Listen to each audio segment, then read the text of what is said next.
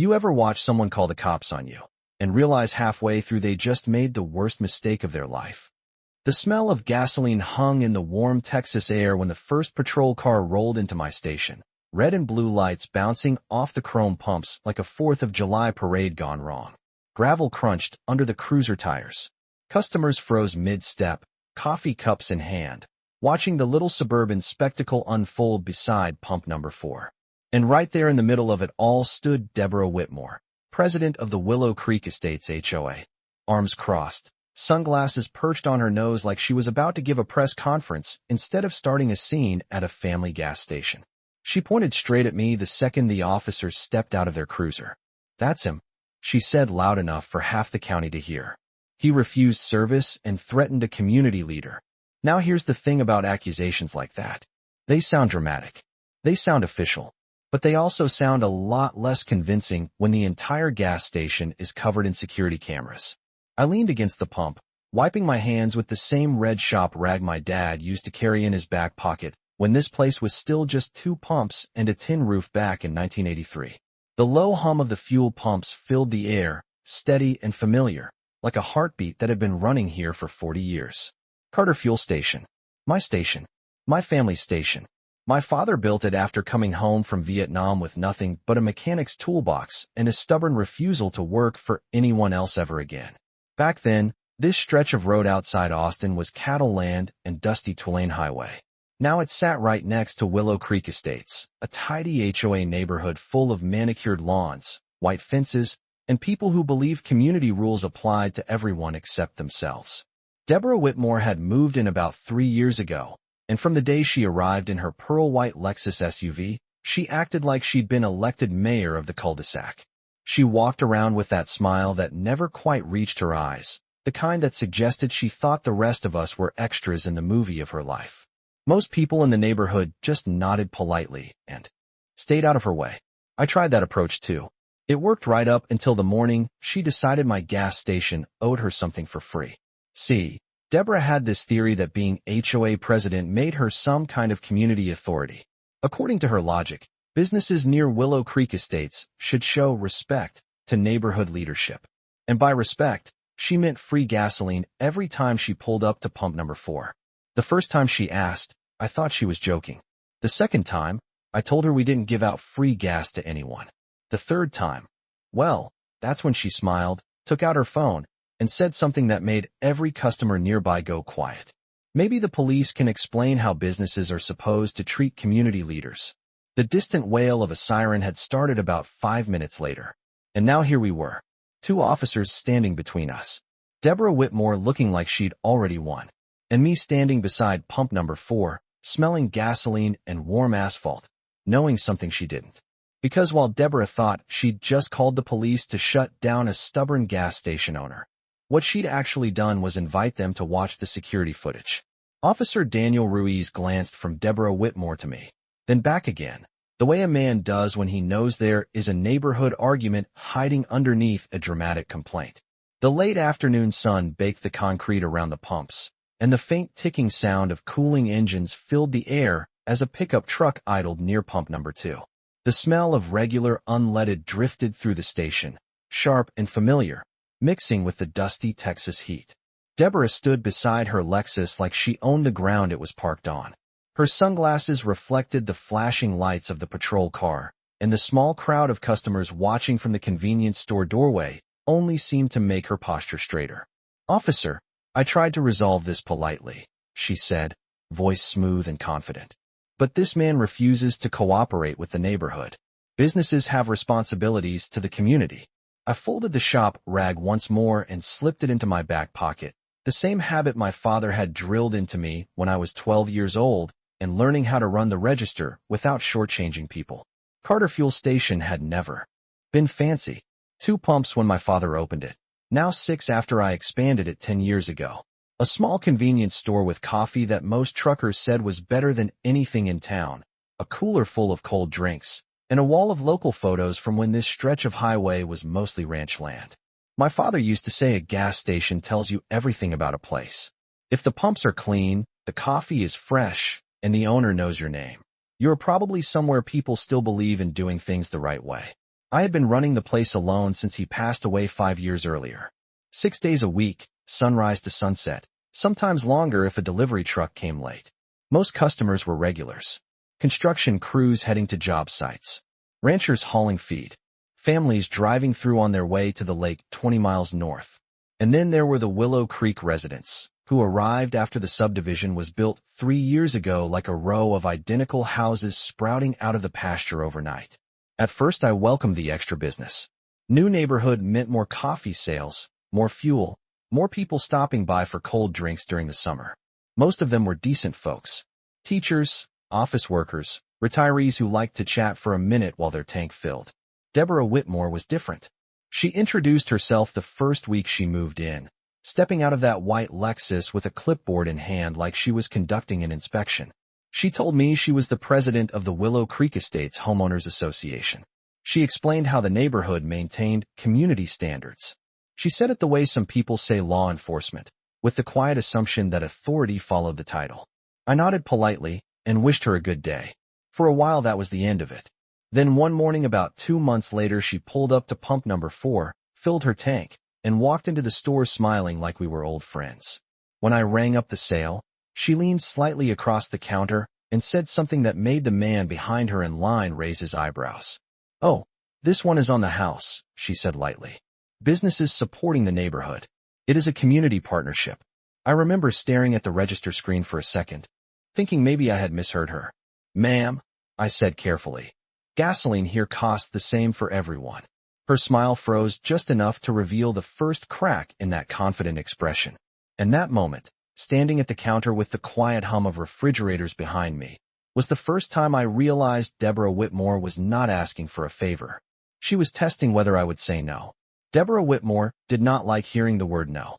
I saw it in the way her smile tightened at the edges, like someone pulling a string too tight across a piece of glass. The man behind her in line coughed into his fist and looked down at the candy rack, pretending he was not listening. The refrigerators hummed quietly behind the counter, and the smell of fresh coffee drifted from the machine beside the register. Deborah rested both hands on the counter as if the conversation had simply paused and would now resume on her terms. "I do not think you understand," she said slowly. "Willow Creek Estates is the largest neighborhood within 5 miles of this highway. Supporting the community is good for business." I could hear the low click of the fuel pump outside as another customer finished filling his truck. Through the front window, the sun flashed off chrome bumpers and windshields. It was a normal afternoon at the station, the kind I had seen thousands of times, but something about the way Deborah spoke made the air feel heavier. I kept my voice calm. "Ma'am, the price on the pump is the same for everybody." The words were simple. My father had said them 1,000 times over the years. Equal price, equal service, no special treatment. Deborah straightened up and gave a small laugh that carried just enough edge to make it sound like a warning wrapped in politeness. "You should think carefully about that," she said. "The Homeowners Association works closely with local businesses. We recommend places to residents. We also recommend where they should not shop." She slid a perfectly manicured hand across the counter toward the receipt printer as if the matter had already been decided. The register screen still showed the total for her fuel, $42.60. I printed the receipt and placed it beside the card reader. "That will be $42.60. The silence that followed lasted only a few seconds, but it felt longer. Deborah stared at the number like it had personally offended her. The man behind her shifted his weight and looked toward the door.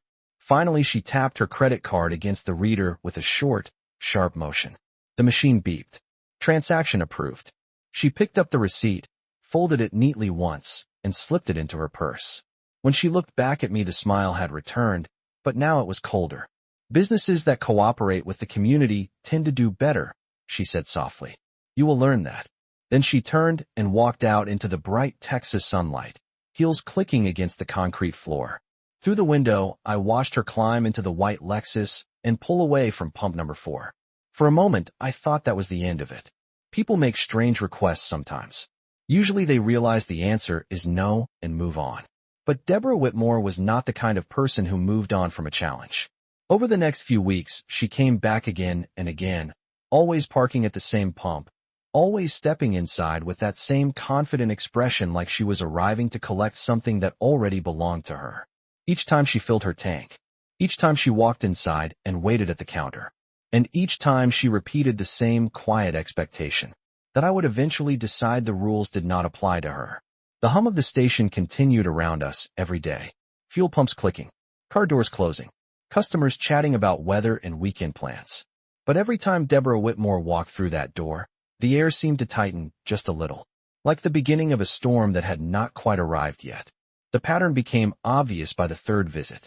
Deborah Whitmore always arrived in the late afternoon, usually around 4:30 when the sun sat low over the highway and commuters from Willow Creek Estates started filling the pumps on their way home. Her white Lexus would glide into the lot like it was arriving at a private club instead of a small roadside station that had grease stains older than some of the houses in her neighborhood. The tires would roll slowly across the gravel edge near pump number 4, and the door would open with that soft luxury car click that sounded expensive even from across the lot.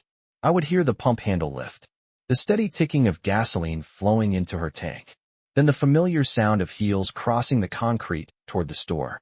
By that point, I already knew how the conversation was going to go. The bell above the door would ring softly when she stepped inside. Cold air from the refrigerator aisle would drift across the floor while she walked to the counter with the same confident posture she used at the neighborhood meetings she liked to mention so often. "Good afternoon, Ethan," she would say, like we were partners in some quiet agreement. "Let us take care of the community account today." The first few times she phrased it differently. Sometimes it was a reminder about the influence of the homeowners association.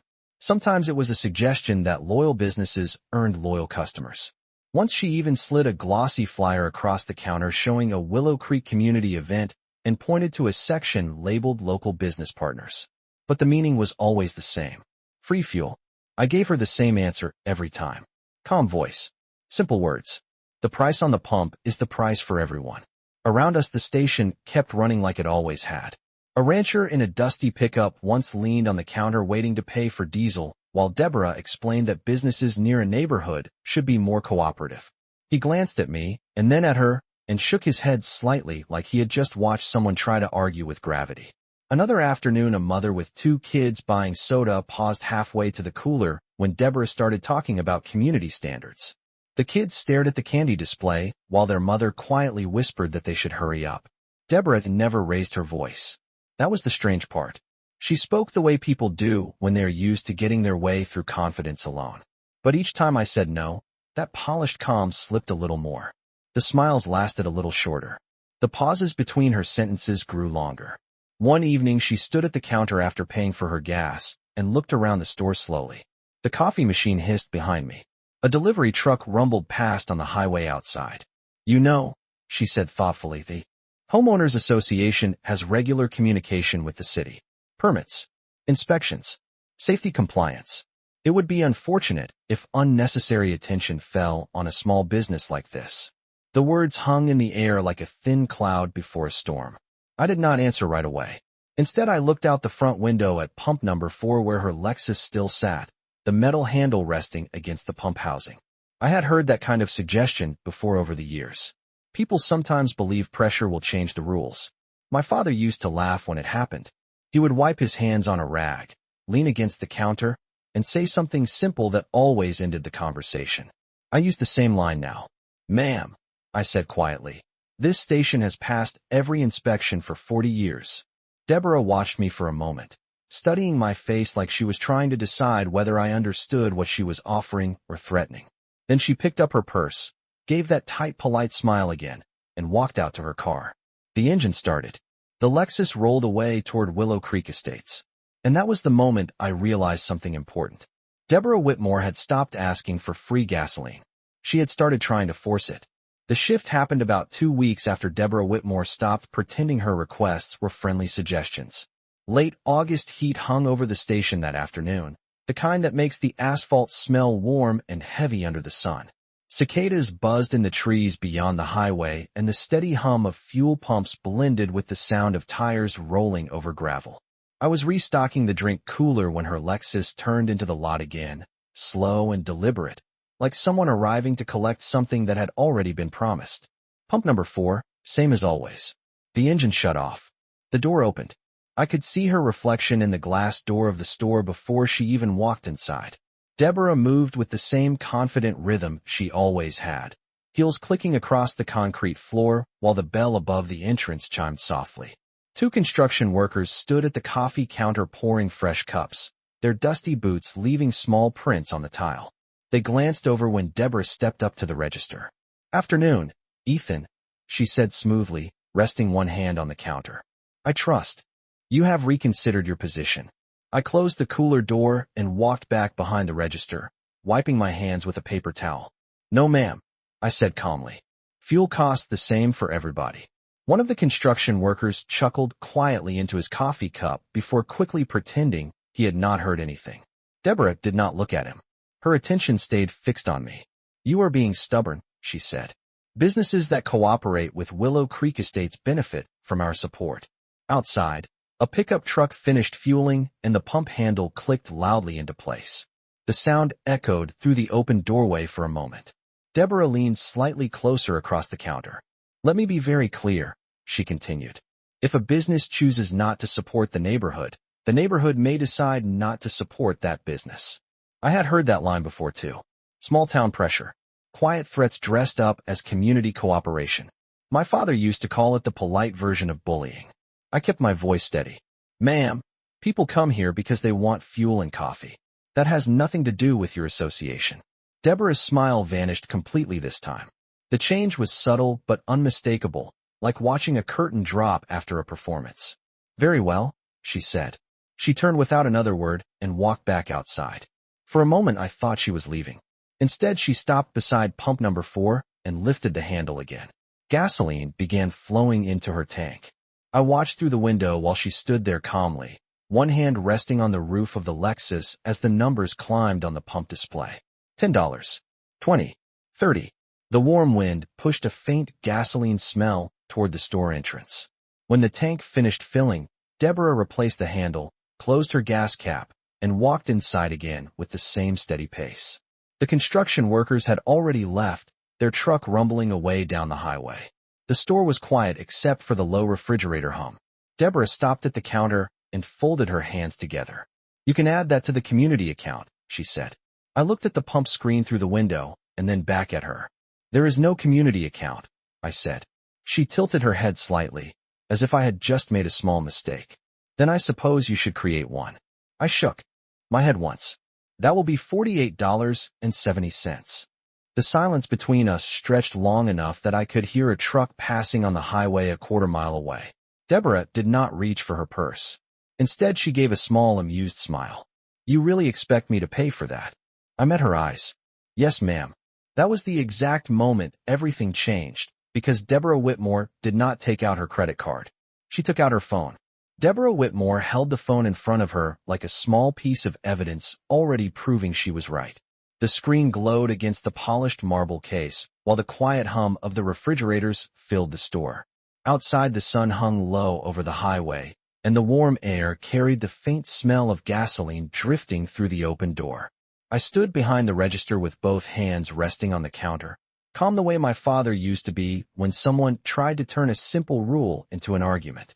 Deborah tapped the screen once and raised an eyebrow at me. "You are making a mistake," she said evenly. "Businesses that refuse service to members of the community can face serious consequences." I glanced at the pump display through the front window again. $48.70. The numbers blinked patiently in the afternoon light. "Ma'am," I said, "I did not refuse service. You filled your tank. Now you need to pay for it." Deborah smiled slightly, the way people do when they believe the next move will end the conversation. She lifted the phone to her ear and pressed the call button. The sound of the dialing tone echoed softly in the quiet store. "Hello," she said after a moment, her voice suddenly calm and official. "Yes, I would like to report a situation at Carter Fuel Station on County Road 12. The owner is refusing service and creating a problem for the neighborhood." She turned slightly, so I could hear every word. "Yes, I am the president of the Willow Creek Estates Homeowners Association." I leaned back against the counter and crossed my arms, watching her calmly while the conversation continued. The old clock on the wall ticked slowly above the coffee machine. Deborah listened for a moment and then nodded. Yes, I will wait right here. She ended the call and set the phone down on the counter between us. The police are on their way, she said with quiet satisfaction. The words hung in the air like the first rumble of distant thunder. Outside, a pickup truck rolled into the lot and pulled up to pump number 2. The driver stepped out, glanced at Deborah standing inside the store, and then began fueling his truck without paying much attention to what was happening. Deborah folded her hands neatly over her purse. You should have simply supported the community, she said. Now you have forced this to become a legal matter. I reached under the counter and picked up the small remote control that operated the security camera monitor above the register. The screen flickered on, showing a clear view of pump number 4 from 3 different angles. Deborah followed my gaze, but did not seem concerned. She probably thought I was nervous. I was not. The station had installed those cameras years ago when credit card theft became more common along the highway. Every pump, every transaction, every second recorded. Deborah Whitmore had used pump number 4 more than once during the past few weeks. The quiet hum of the camera system filled the silence for a moment. I looked back at her and said calmly, "That is fine, ma'am. We can wait." 10 minutes later, the distant wail of a siren drifted down the highway toward the station. Deborah's smile returned immediately, confident and polished again, like someone who believed help was arriving to solve her problem. She did not know that every time she had walked into this store expecting free gasoline, the cameras had been watching. And now those same cameras were about to make this entire situation very simple. The siren grew louder as it approached from the highway, a long rising wail that made the man fueling his pickup at pump number 2 glance toward the road. Deborah Whitmore stood perfectly still beside the counter. Her posture relaxed again now that the situation had moved into what she clearly believed was her territory. Authority, procedure, consequences. She picked up her phone and checked the screen as if confirming that events were unfolding exactly the way she expected. Outside, the patrol car turned into the station lot, tires crunching slowly over the gravel edge before rolling onto the concrete. Red and blue lights flashed across the glass windows of the store, painting quick reflections across the shelves of motor oil and snack racks. The engine shut off and 2 officers stepped out, adjusting their belts as they looked toward the building. Deborah straightened immediately, smoothing one hand across the front of her jacket like someone preparing to greet an audience. The door opened, and the bell chimed softly as the officers walked inside, bringing with them the warm smell of sun-heated pavement and faint gasoline fumes from the pumps outside. The taller officer looked around the store first, taking in the quiet space, the humming refrigerators, and the camera monitor glowing above the register. "Afternoon," he said calmly. "We received a call about a problem here." Deborah stepped forward before I could speak, her voice suddenly polished and confident again. "Officer, thank you for coming so quickly. I am Deborah Whitmore, president of the Willow Creek Estates Homeowners Association." She gestured toward me with one open hand. "This man is refusing service to members of the community and creating an unnecessary conflict." The second officer glanced at me briefly and then back at Deborah. "Refusing service?" he asked. Deborah nodded once. "I attempted to resolve the matter peacefully, but he insists on treating the neighborhood unfairly." I rested my hands on the counter and spoke calmly. "Officers, she filled her tank and now refuses to pay for the fuel." The officers exchanged a quick glance. Deborah let out a small laugh that sounded almost sympathetic. "That is not accurate," she said. "I asked him to support the community through a local partnership. Instead, he escalated the situation." The taller officer shifted his weight slightly and looked toward the front window where pump number 4 stood empty now, the metal nozzle resting in its cradle. "Ma'am," he said carefully, "did you pump gas into your vehicle?" Deborah hesitated for half a second, just long enough to show the crack in her confidence. "That is not the issue here," she replied quickly. "The issue is the business owner refusing cooperation with neighborhood leadership." I reached up and tapped the remote control beside the register. The camera monitor flickered and the screen above us brightened, showing a clear recording from pump number 4 only minutes earlier. Deborah standing beside the Lexus, the nozzle in her hand, the digital numbers climbing steadily as the tank filled. The store fell completely silent except for the faint hum of the video playback. One of the officers leaned slightly closer to the screen, watching the footage carefully. The other officer looked back at Deborah with a calm expression that had changed just enough to suggest the situation was no longer what she had described. Deborah's smile faded slowly as she turned toward the monitor. For the first time since she had walked into the station that afternoon, she looked uncertain, and the video had only just started playing. The video played in complete silence except for the faint mechanical hum of the monitor. Deborah Whitmore stood frozen beside the counter while the footage from pump number 4 filled the screen above us. The camera angle showed everything clearly. Her Lexus pulling into the station, the pump handle lifting, the digital numbers climbing steadily as gasoline flowed into the tank. $40, $45, $48, then the handle returning to its cradle. The taller officer watched carefully with his arms folded while the second officer leaned slightly closer to the screen. Outside, the late afternoon sunlight reflected off the empty pump island where the transaction had happened only minutes earlier. Deborah finally cleared her throat softly. "That only shows that I filled my tank," she said quickly, trying to recover the calm tone she had used earlier. "It does not show what happened afterward." The officer closest to the monitor nodded once without taking his eyes off the screen. "Let us see what happened afterward then." I pressed the remote again, and the footage continued. The video showed Deborah closing the fuel cap, walking calmly toward the store, and stepping through the front door. A second camera angle took over from inside the building. The same moment played again from the ceiling camera above the counter. Deborah approaching the register. Deborah standing there while the transaction total appeared on the screen. Deborah shaking her head. The quiet hum of the store refrigerators filled the silence again while the officers watched. The footage showed exactly what had happened next. Deborah taking out her phone instead of her wallet. Deborah speaking into the phone while standing at the counter. The taller officer slowly glanced away from the monitor and toward her. "Ma'am," he said calmly, "did you intend to pay for the fuel?" Deborah's confident expression tightened again. "I intended to resolve the situation with the business owner," she replied carefully. "He refused to cooperate with a community partnership." The officer nodded slowly, then looked back at the screen where the video continued playing. The footage now showed the moment when the patrol car arrived outside.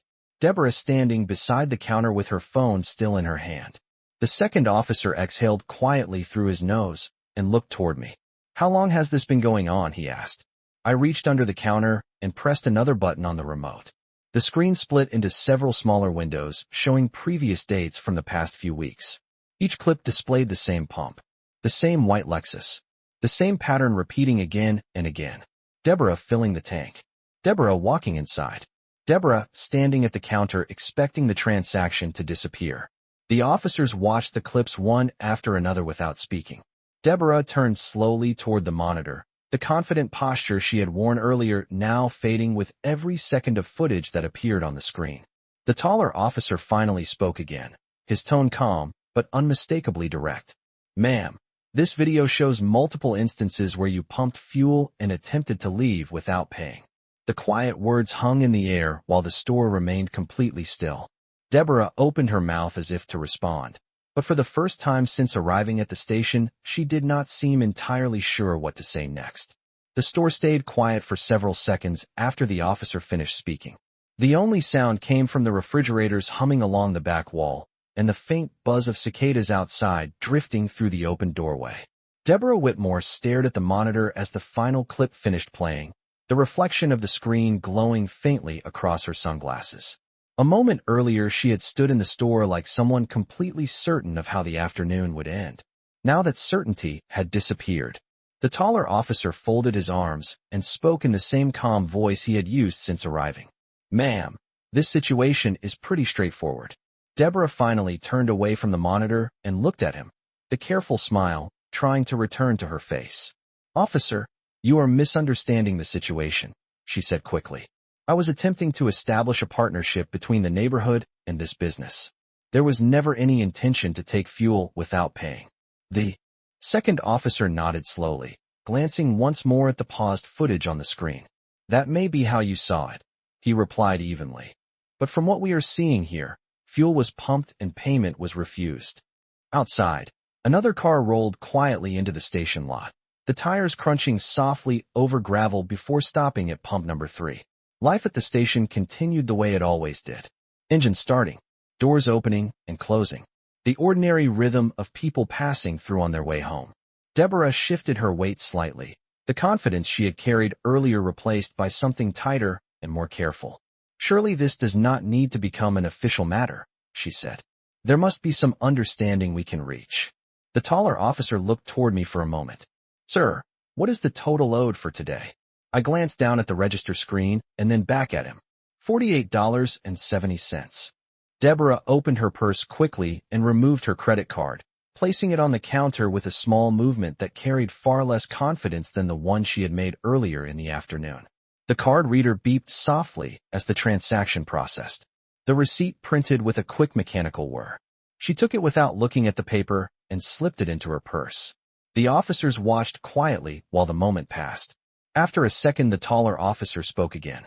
"Ma'am, we recommend handling future purchases the same way as everyone else." Deborah nodded once, not quite meeting his eyes. "Of course." The officers stepped back toward the door, their boots echoing softly across the tile floor before the bell chimed again as they stepped outside.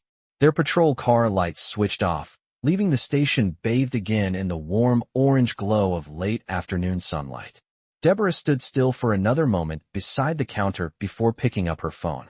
When she finally looked at me again, the confident smile she had worn during all those earlier visits was gone.